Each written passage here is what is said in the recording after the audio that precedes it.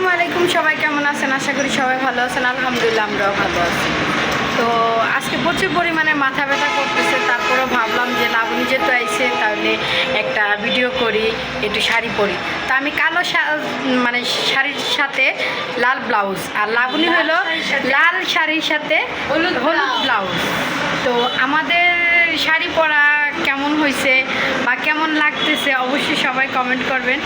আর আমি সহজে এতটা শাড়ি টাড়ি পরি না, তবে আজকে একটু পরতে খুব ইচ্ছা করলো, গোলাপ ফুল দিলাম।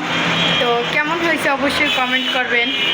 আর অনেকেই ভাববো যে আমি অসুস্থ, তাহলে কেন শাড়ি পরলাম, কেন ভিডিও বানাইতেছি। আসলে ভিডিও বানানোটা আমার কর্তব্য, কারণ কর্তব্য না, কারণ হলো আমি যেহেতু ফেসবুকে ভিডিও ছাড়ি, ইউটিউবে ভিডিও ছাড়ি, সেই ক্ষেত্রে আমার ভিডিও করা লাগে। তো ভাবলাম যেহেতু ভিডিও যদি করবোই তাহলে একটু শাড়ি পরে নেই, শাড়ি পরে একটু ভিডিও করবো।